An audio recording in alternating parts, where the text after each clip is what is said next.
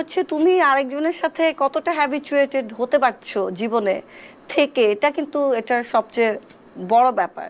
এখন আমি আর হাসান বেশ বয়স হয়েই দুজন একসাথে সংসার করা শুরু করেছি, তো আমি ফিল করেছি যে আমাদের দুজন দুজনকে জেনে নেওয়া উচিত, বুঝে নেওয়া উচিত। এবং আমি একজন অভিনেত্রী, ও একজন ব্রিটিশ বাংলাদেশি, বাংলাদেশের কালচার কীরকম সেটাই তো সে জানেন। এবং আমার ওর সাথে কথাই হয়েছিল যে আপনি যদি বাংলাদেশে থাকেন তাহলে আমি আপনার সাথে কোনো রিলেশনশিপে যেতে পারি বা আপনাকে বিয়ে করতে পারি।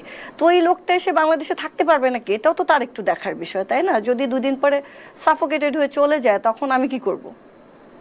তো এখন এক একজনের সিচুয়েশন এক এক রকম থাকে। ধরো যদি কেউ, একটা সময় ছিল আমাদের বাবা মাদের যুগে যে কেউ কাউকে দেখতোই না, না দেখে বিয়ে করতো, সেই সংসার বাচ্চা কাচ্চা সবকিছু টিকে যেত।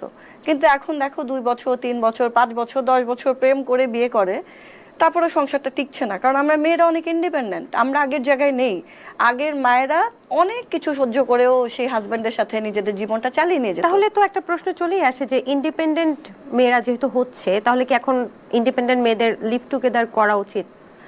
সেটা তো যার যার পার্সপেক্টিভ, আমি তো আমার মতামত কাউকে চাপিয়ে দিতে পারবো না। যদি তুমি মনে করো যে তুমি চাও একজনের সাথে আগে থেকে বুঝিয়ে তারপর বিয়ে করতে, এখন ধরো বোঝা মানে যে শুধু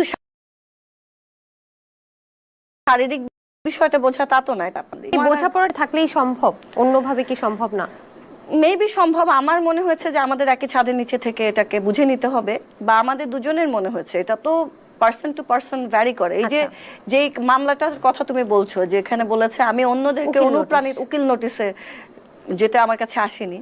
সো ওই যেই নোটিশটা আসেনি সেখানে ল্যাঙ্গুয়েজ হচ্ছে আমি হাসান আজাদ নামক একজন ব্যক্তির সাথে, প্রথমত হাসান আজাদ নামক একজন ব্যক্তি না, হাসান আজাদ নামক আমার হাজবেন্ডের সাথে। কিন্তু যে সময়টা আপনারা লিভ টুগেদারে ছিলেন 1 বছর, but now he is my husband. Now he is your husband, but তোমার বয়ফ্রেন্ড কি তোমার হাজবেন্ড হতে পারে না? He was never my boyfriend, he was never my boyfriend. Fiance হতে পারে। সো আমার ফিয়ান্সেকে আমি কি বলবো?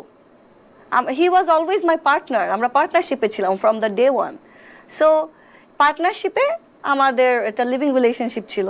আচ্ছা, একটু জানতে চাচ্ছি আপু, এই যে আমরা যতটুকু জানি আর কি, আপনার থেকে যতটুকু জানতে পেরেছি, প্রথম যে সম্পর্কে আপনি ছিলেন সেখানে আপনি সামহাউ হ্যাপি ছিলেন না, বা অনেক আন্ডারস্ট্যান্ডিং এর সমস্যা ছিল। তো এই ক্ষেত্রে আপনি যে লিভ টুগেদার করার পর বিয়েটা করলেন, সেই আন্ডারস্ট্যান্ডিং এর যে সমস্যাগুলো ছিল সেগুলো কি মিটেছে এখন দ্বিতীয় বিয়ের ক্ষেত্রে? অবশ্যই। প্রথম